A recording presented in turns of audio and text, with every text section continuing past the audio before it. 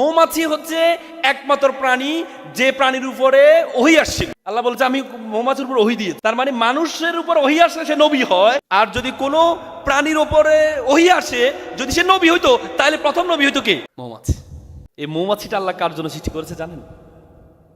মৌমাছিটা আল্লাহ তাআলা কোরআনে একটা সূরা আছে, সূরা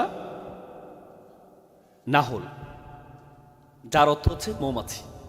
এবং সূরা নাহলে বলেছেন আমি মৌমাছিকে বলেছি তুমি উপরে পাহাড়ের জায়গায় পাহাড়ে গিয়ে তুমি বাসা করবা, বাসা করে তুমি ফুল ফল থেকে তুমি কি নিবা? কি নিবা? তুমি তোমার খাওয়ারটা গ্রহণ করবা। কিসের জন্য জানেন? কারণ এটার জন্য মানুষের জন্য আমি শেফা হিসেবে রেখেছি। কি হিসেবে রেখেছি? শেফা। তার মানে মানুষকে দেখেন, আপনি মৌমাছি অবাক হয়ে যাবেন। আপনি দেখবেন একটা অঞ্চলে একটা মৌমাছি দৌড়াচ্ছিলেন, একটা মাছিও দৌড়াচ্ছিল। মাছি যেখানে দৌড়াচ্ছিলেন নিচে অনেক ফুলের বাগান। মাছি তো আপনারা জানেন, মাছি হচ্ছে ময়লা থেকে খাবার গ্রহণ করে নেয়। আর মৌমাছি মধু থেকে। যেখানে মৌমাছি দৌড়াচ্ছেন সেখানে কি আছে? সেখানে হচ্ছে অনেক ময়লা ডাস্টবিন। কিন্তু মাছি যেখানে দৌড়াচ্ছে সেখানে হচ্ছে ফুল। কারণ মাছি তো ফুল থেকে সে খাবার নিবে না, সে তো ময়লা থেকে নিবে। তখন সে ঘুরতে ঘুরতে অনেকক্ষণ ঘুরার পরে ফুল বাগানের নিচে একটু ময়লা পেয়েছে, ময়লা থেকে সে খাবারটা গ্রহণ করে নেয়। আর মৌমাছিও ঘুরার পরে ময়লার নিচে ছোট একটা ফুল ছিল, ফুল থেকে সে তার খাবারটা গ্রহণ করে নেয়। তার মানে এই মৌমাছি যখন খাবারটা গ্রহণ করে তখন তার বাসার দিকে যায়, তখন প্রথমে এক স্তরের নিরাপত্তা ব্যবস্থা আছে, তারা মৌমাছিকে ঢুকতে দেয় না। প্রথমে তাকে দেখে সে খাবারটা গ্রহণ করেছে, এই খাবারটা কি কিনা, শুদ্ধ কিনা। যখন দেখে যে অশুদ্ধ খাবার, তখন তাকে আবার পাঠায়, যাও পরিষ্কার করে আসো। কারণ এই খাবারটা পৃথিবীর সেরা, আল্লাহর সবচেয়ে প্রিয় মানুষের জন্য এই খাবারটা। সুতরাং যাও আবার পরিষ্কার করে আসো। সে আবার যায়, যাওয়ার পর আবার তাকে দেখে, দেখার পর যখন দেখে যে না আরো এখনো ক্লিন হয়নি, আবার পাঠিয়ে দেয়। তৃতীয়বার যখন আসে, যখন দেখে যে ক্লিন হয়নি, তখন এই মৌমাছিটাকে মেরে ফেলা হয়। তার মানে এই মৌমাছি যে মধুটা গ্রহণ করে নেয়, ওই মধুটা কার জন্য? মানুষের জন্য। আল্লাহ রাসূলের কাছে একবার একটা সাহাবা নিয়ে আসে, ইয়া রাসূলুল্লাহ ওর স্লো মোশন হয়েছে, মানে পাতলা পায়খানা হচ্ছে। তো বললো যে মধু খাওয়াই দাও। খাওয়ানোর পর দেখে যে না আরো বাড়ছে। বলি ইয়া রাসূলুল্লাহ এ তো বাড়ছে, বলে মধু খাওয়াই দাও। তৃতীয়বার এসে বললো ইয়া রাসূলুল্লাহ এটা তো আরো বাড়ছে। আল্লাহ রাসূল বলেছে আল্লাহ মিথ্যা নয়, তোমার যে রোগী সেই মিথ্যা। তার মানে মধু খাওয়াইলে পরবর্তীতে দেখা গেছে সে সুস্থ হয়ে যায়। তার মানে মধু যে একটা শেফা, এটা যে একটা আরোগ্য, এটা আমাদের সকলের জন্য, মানুষের জন্য আল্লাহ মধুটাকে দিয়েছেন। এই জন্য কোরআনের একটা সূরার নাম দিয়েছে এটি,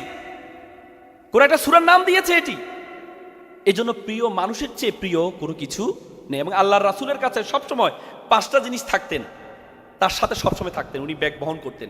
তার মধ্যে একটি ছিল মধু, সবসময়।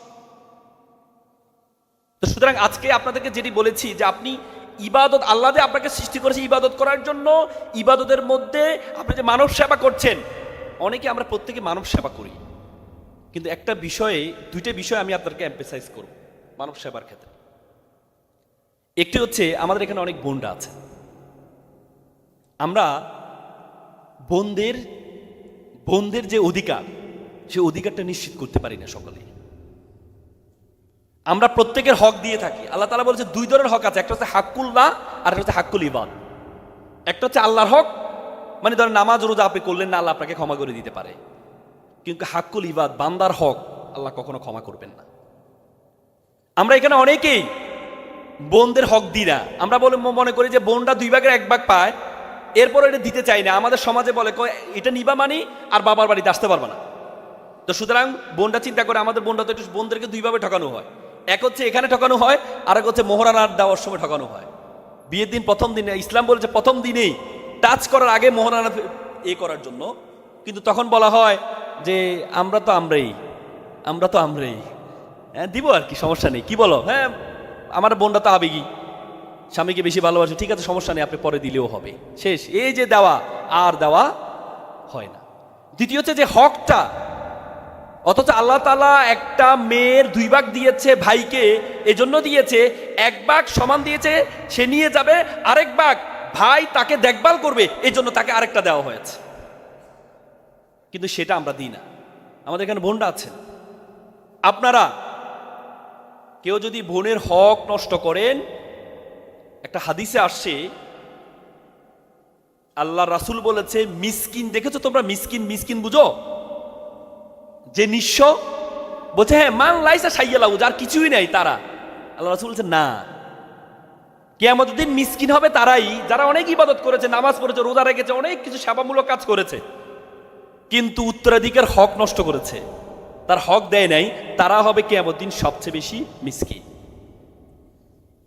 এই জন্য আপনারা এখানে যারা আছেন সেবামূলক কাজ করছেন, এই গুরুত্বপূর্ণ একটা হক, আমাদের বন্ধুর হক, এই হকটা কখনো আপনারা কি নষ্ট করবেন না। আজকে আমি আপনাদেরকে লিডারের প্রত্যেকটা বর্ণ দিয়ে এক একটা গুণের কথা বলবো আপনাদেরকে, যে গুণটা আপনাদের মধ্যে অনেকের মধ্যে আছে। যদি অনেকের মধ্যে না থাকে তাহলে এটা নেওয়ার জন্য চেষ্টা করতে হবে। প্রথম এল ফর লার্নিং মোর, আপনাকে অনেক বেশি জানতে হবে। লিডারের প্রথম বলা হয় যে একটা লিডার হচ্ছে সে who knows the way, goes the way, shows the way, যে জানবে, করবে এবং কি দেখাবে। তার মানে প্রথম যে কাজ একজন লিডারের জন্য সেটা হচ্ছে আপনাকে জানতে হবে, নোজ দ্য ওয়ে। আপনি অ্যাপেক্স ক্লাবকে কতটুকু নিয়ে যাবেন, কোন পর্যন্ত নিয়ে যাবেন, বাংলাদেশের সেরা ক্লাব করবেন বগুড়া ক্লাবকে, আপনি জেলার ক্লাবকে, কুমিল্লার ক্লাবকে আপনি কি সেরা করবেন? আপনার এক একজন ক্লাবের সদস্য আন্তর্জাতিক পর্যায়ে যে যোগ্যতা আছে সে যোগ্যতা অর্জন করার মাধ্যমে সে আন্তর্জাতিক পর্যায়ে নেতৃত্ব দিবে। সেটার জন্য আপনার প্রথম সেটি হচ্ছে লার্নিং। এবং পৃথিবীতে বলা হয় থাকে আল্লাহ রাসূল হযরত মুহাম্মদ মুস্তাফা সাল্লাল্লাহু আলাইহি সাল্লাম was the first social worker. তিনি নবী হওয়ার আগে হিলফুল ফুজুল নামে একটা সামাজিক সংগঠন তৈরি করেছিলেন। ওনাকে যখন নবী করলেন, আল্লাহ তাআলা প্রথম যে আদেশটি তাকে দিয়েছেন সেটি হচ্ছে ইকরা, পড়ো। কারণ তুমি যদি না পড়ো আলটিমেটলি তুমি নবীত্ব করতে পারবা না, যদি না পড়ো। এই জন্য আল্লাহ তাআলা ওনাকে বলেছেন ইকরা, পড়ো। এবং যেন হোয়াট এভার দ্য রিলিজিয়ন, আপনি যদি হিন্দু ধর্মের দিকে তাকান, হিন্দু ধর্মের ঋগ্বেদ, যজুর্বেদ, অথর্ববেদ, সমবেদ, রামায়ণ, মহাভারত, পুরাণ, তাদের সবচেয়ে পুরাতন গ্রন্থ হচ্ছে পুরাণ। বেদ শব্দের অর্থ কি জানেন আপনি? বেদ শব্দের অর্থই জ্ঞান। বেদ শব্দের অর্থই জ্ঞান। বলা হয় যে জ্ঞান্বেষণে মুক্তি জ্ঞানম। তুমি যদি জ্ঞান অনুসরণ করো তাহলে তোমার এটা তুমি জীবনে মুক্তি পাবা। তার মানে এই যে জ্ঞান, এই জ্ঞানটার বিষয়ে সবাই এমফেসাইজ করেছেন।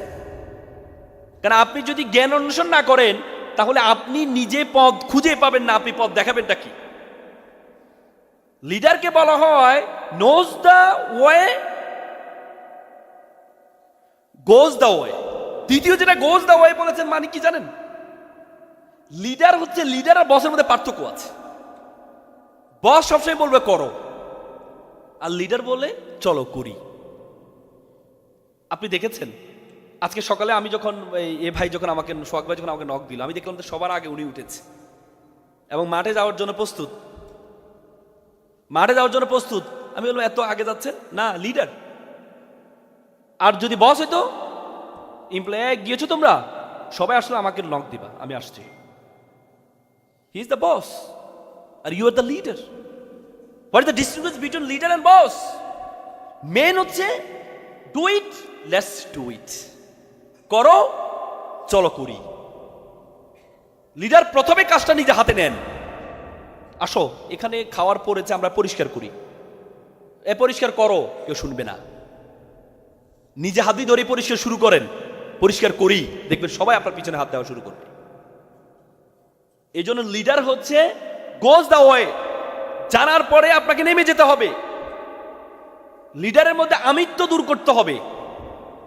যা আপনি করবেন সবকিছু আপনি করবেন, কিন্তু কখনো বলবেন না আমি করেছি। আপনি আপনার গ্রুপকে স্ট্রং রাখার জন্য বলবেন আমরা করেছি, আমরা করেছি। আল্লাহ তাআলা কোরআনে অনেক আয়াতে আমরা শব্দটা ব্যবহার করেছেন। আমরা, তার মানে আপনাদেরকে বলতে হবে যে আমরা করেছি। আপনি যদি কাজ করে বলেন আমি করেছি, আপনার যারা অনুসারী আছে তারা বলবে কি বলে এটা, সে কি বলে এটা। এই জন্য লিডারের সবচেয়ে বড় গুণ হচ্ছে সে সবসময় ক্রেডিট দিবে অন্যকে, অটোমেটিকলি ক্রেডিট পেয়ে যাবে, তার টিমটা অনেক বেশি স্ট্রং হবে। দ্বিতীয় যে গুণটা, ই ফর ইফেক্টিভ স্কিল বা এক্সট্রা অর্ডিনারি স্কিল। একটা লিডারের জন্য এক্সট্রা অর্ডিনারি স্কিল লাগবে। আপনি যে লিড করবেন, আপনার মধ্যে এমন একটা গুণ থাকতে হবে যেটা 10 জন থেকে আপনাকে পার্থক্য করবে। যদি অল এভারেজ সবার যে গুণ আছে আপনার মধ্যে সেম গুণ থাকে, তাহলে আপনি লিড দিতে পারবেন না। একটা লিডারের মধ্যে এক্সট্রা অর্ডিনারি গুণ থাকতে হবে। পৃথিবীতে যত স্কিল আছে তার মধ্যে সবচেয়ে বড় স্কিল হচ্ছে স্পিকিং স্কিল, কথা বলার দক্ষতা। আপনি যদি কথা বলার দক্ষতা না জানেন, আপনি লিডার হতে পারবেন না। লিখে রাখেন আপনি, পৃথিবীতে যারা লিডার হয়েছে, if you look to the history of all leader, historical leader, আপনি তাকান, দেখবেন প্রত্যেকেই স্পিকার ছিল, প্রত্যেকেই স্পিকার ছিল। কারণ আপনি কথা দিয়ে কনভিন্স করার দায়িত্ব আপনাকে নিতে হবে। আপনি দেখেন না, আমরা যখন স্কুলে পড়তাম বা কলেজে পড়তাম বা ইউনিভার্সিটিতে পড়তাম, আমরা প্রথমে কি করতাম? বা একটা ক্লাস পাঠিয়ে দিব, কাকে বলতাম? যে বন্ধু তুমি এক কাজ করো, স্যারদেরকে একটু বলো আর ক্লাসে একটা ঘোষণা দাও। কাকে বলি? যে কথা বলতে পারে তাকে, নাকি যে কথা বলতে পারে না, চুপ থাকে, নিশ্চিত থাকে, তাকে বলি বন্ধু একটু ঘোষণা দাও? বলি না। কাকে বলি? যে কথা বলতে পারে, যে বন্ধু তুমি একটু বলো আর আমরা তোমার সাথে আছি। মানে you are the leader, we are the follower. আপনাকে সামনে ফেলে এসে দেয়, বন্ধু বলো, বন্ধু স্যারের সামনে তুমি গিয়ে বলো, বন্ধু ক্লাসে তুমি একটু ঘোষণা দাও। তার মানে কি? You are the leader. তার মানে আপনি কথা বলার দক্ষতা জানার সাথে সাথেই,